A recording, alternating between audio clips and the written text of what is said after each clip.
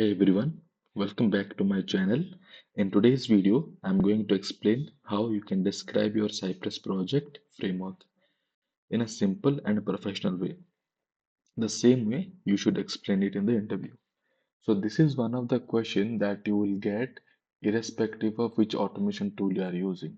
So you are using Selenium, Cypress or Playwright. So if you're working as an automation tester in any of the company and you are like having experience of more than 3 years, and then you should be in a stage to explain your interview where you are working on a daily basis. Okay, so you need to explain it in a simple way so that the particular interviewer will understand like in which way you have developed. Either you can say you have developed or you can say your team has developed. Like either way you can tell, but you have to explain it in a simple and professional way.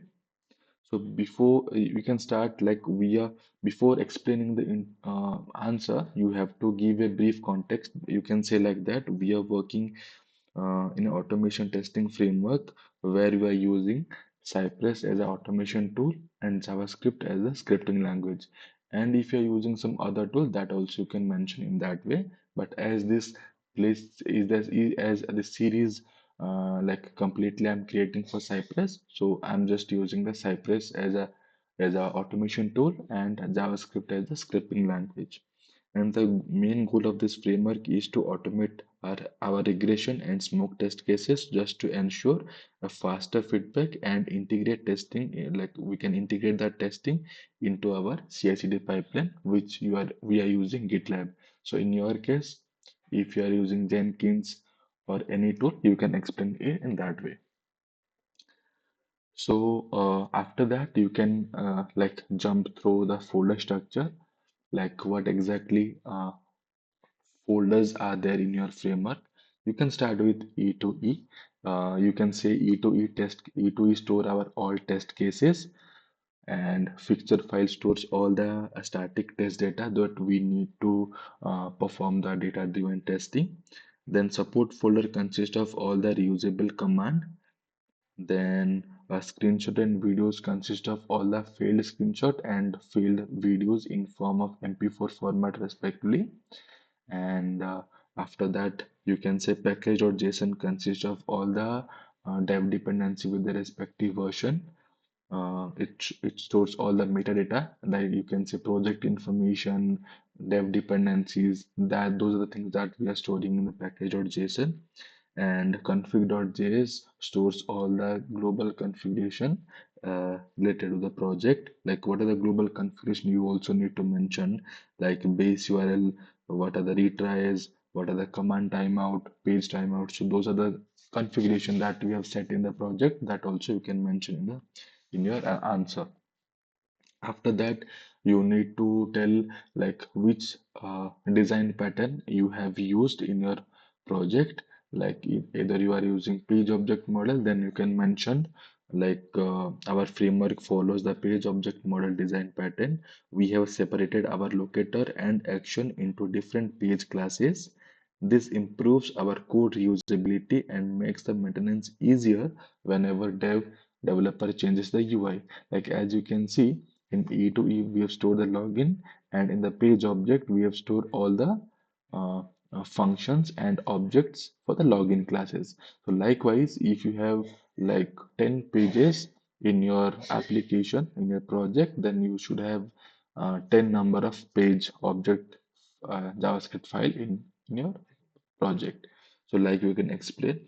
After that, you can also add the if you want to explain like what are the as part of the uh, custom command, what are the commands that you have developed, what are the custom command that you have developed in the project. If you want to go uh, like in detail, then you can explain that as well, and you can also explain the fixture in a detailed way, and as part of the support file, what are the uh, new utilities you have created, so that also you can explain. And assertion part also you can explain what are the different type of assertion we have implemented in your project.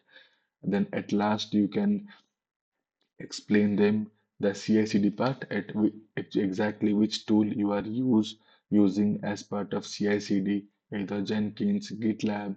If you know, then you can also tell them. But if you have like more than 3 years of experience, then you should know like how to trigger pipeline. So this basic thing you should know, but if you don't know, then you should learn, as because right now, as per the market standard, you should know. If you have 3 years plus years experience, then you should know each and everything in your project, starting from creating the framework, ending with like triggering CI/CD jobs. Then after that, you can mention reporting part, which exactly reporting format you are using, like it is a pie chart kind of report or bar chart. And for that, you have used Mochawesome, and different reports are available in the market. So that also you can uh, like explain in front of the interviewer. And like you overally you can like explain these many things in front of the interview, so that, and you should explain in a simple way and professional way, so that the interviewer should understand in a clean in like they can create that design in their head, so that they will like understand you actually have worked in the interview.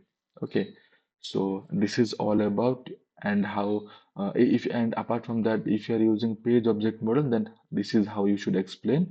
And if you are using uh, like BD framework, then that also you can explain.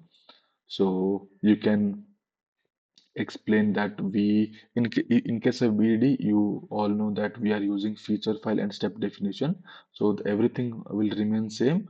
But here in BDD, you have to explain where we are keeping your feature file, where you are creating the step definition, so everything you will need to explain.